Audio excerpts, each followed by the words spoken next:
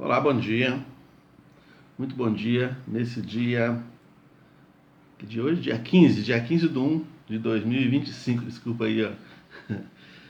Que bom que você está aí, que bom que eu estou aqui, que bom que nós temos a oportunidade de conversarmos sobre a palavra de Deus nesse dia de hoje.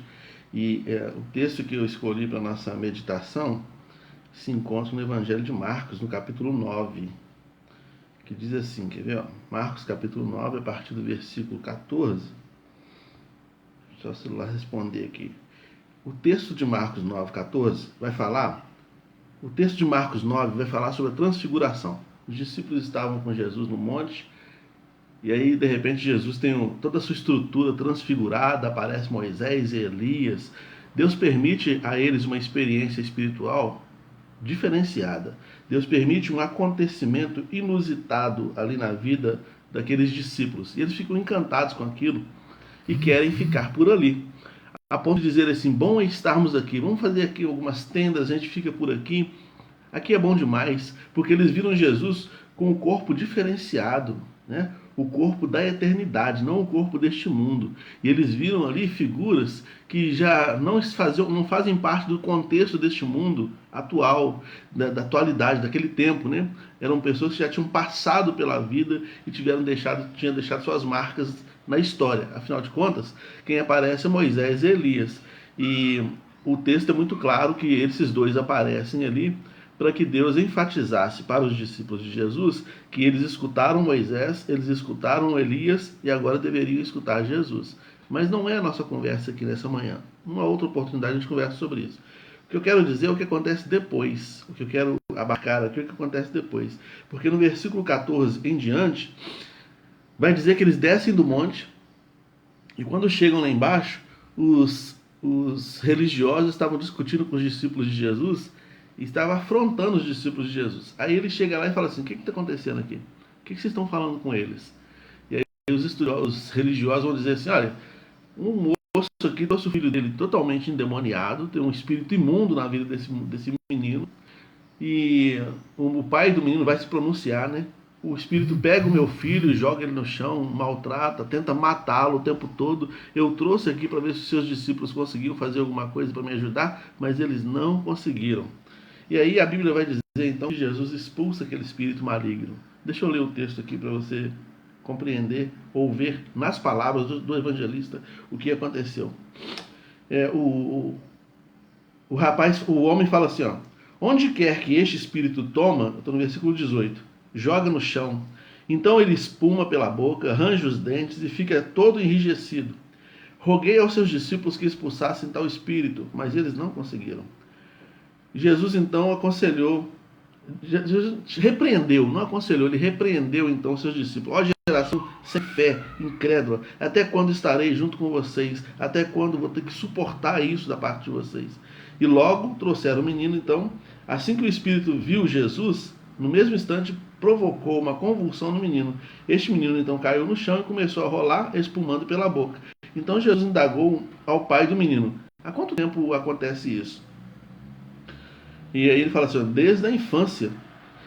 Muitas vezes esse demônio o tem jogado no fogo, na água, para tentar matá-lo. Todavia, se tu podes fazer alguma coisa, tem compaixão de nós e, de alguma maneira, ajuda-nos. Há uma versão que fala assim, me ajuda na minha incredulidade. Se podes, contestou Jesus, tudo é possível àquele que crê. Imediatamente o pai do menino asseverou, eu creio, ajuda a vencer a minha falta de fé.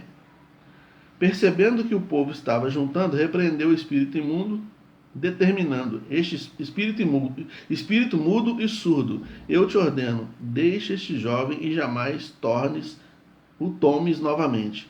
Então o demônio berrou, agitou o menino violentamente e o abandonou. O menino ficou desfalecido, a ponto de todos afirmarem, ele morreu.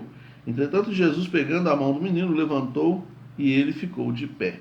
Depois você lê o texto com mais calma na sua casa.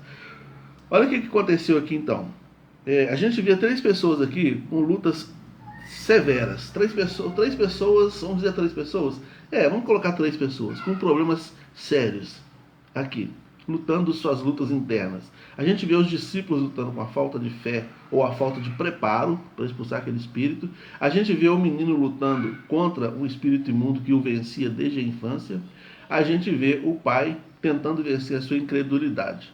A oração do pai deve ser também a nossa oração. Quando ele fala assim, me ajuda na minha incredulidade, deve ser também a minha oração, me ajuda.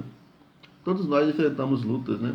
Todos nós enfrentamos situações as mais diversas, que a gente luta com elas desde a infância, talvez. O tempo todo enfrentando lutas e lutas e lutas. E eu nem falo das lutas do dia a dia, como falta de dinheiro, é isso também. Mas eu estou me referindo mais a questões relacionadas à nossa estrutura humana, que muitas vezes nos trai, né? Quantas lutas a gente enfrenta para tentar vencer certas coisas que atrapalham a nossa caminhada com Deus, né?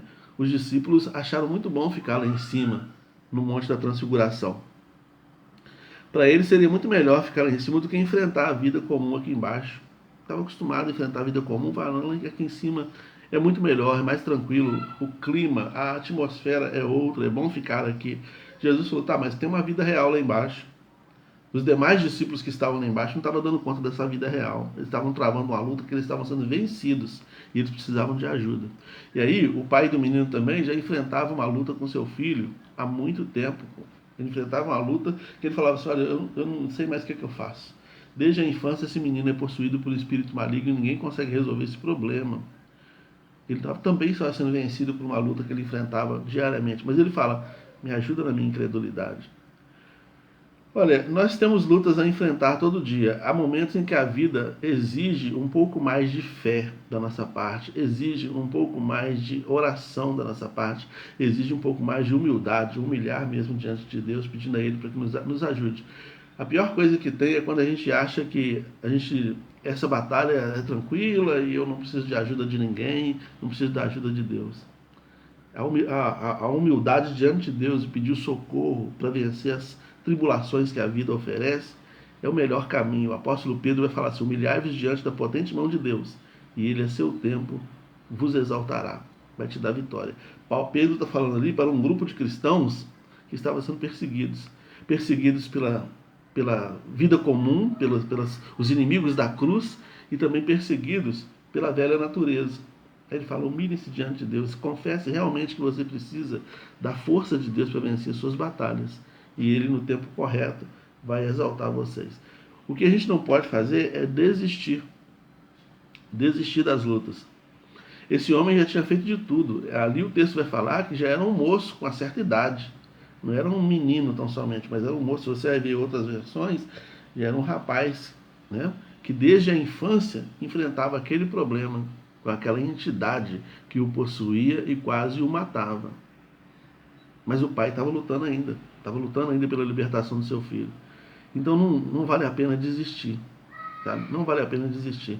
Eu atendi uma pessoa por esses dias que tem enfrentado problemas muito sérios com depressão, problemas seríssimos com depressão. Então estive conversando, estive orando, tenho tentado dar uma certa assistência, uma aproximação para tentar ajudar essa pessoa a vencer essa batalha que está enfrentando. Não vale a pena desistir, tem que tentar lutar. Se você crê que Deus pode, Ele pode. O rapaz falou assim, se o Senhor pode, liberta meu filho, faça alguma coisa. Jesus falou, se eu posso, tudo é possível ao que crê. Tudo é possível ao que crê. Então, ele fala, então me ajuda a crer, me ajuda na minha incredulidade. E a gente precisa falar isso também, me ajuda, Senhor. Me ajuda a acreditar que eu posso vencer essa batalha que eu estou enfrentando. Eu não quero me render a ela, porque ela vai me jogar numa situação muito complicada. Ela vai trazer de volta o homem velho que eu quero vencer. Ela vai trazer de volta coisas que eu não quero mais viver, coisas para as quais eu já disse tchau há muito tempo. Me ajuda a continuar avançando, me ajuda a vencer esses desafios que a vida me aponta. Se o desafio bater na sua porta, Deus é capaz de te ajudar a vencê-lo. Em Romanos 8:37, o apóstolo Paulo vai falar assim, somos mais do que vencedores por aquele que nos amou. Somos mais do que vencedores por aquele que nos amou.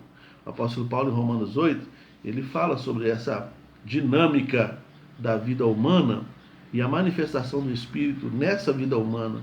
E o quanto esse Espírito em nós nos faz vivenciar coisas para além daquilo que nós somos capazes de achar que é possível viver, né? O apóstolo Paulo fala que há uma comunicação entre o nosso espírito e o Espírito de Deus.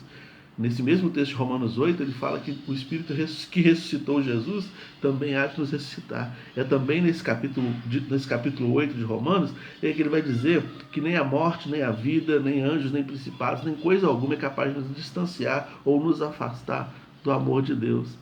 Mas a gente só tem como experimentar isso se cremos de fato que nele nós somos mais do que vencedores. Em nós mesmos, somos perdedores. O homem estava perdendo para a sua incredulidade, o menino perdendo para o espírito maligno e os discípulos perdendo para a falta de preparo, né? Mas em Cristo, todos eles venceram suas barreiras, todos eles venceram suas dificuldades. Isso é um sinal para nós, né?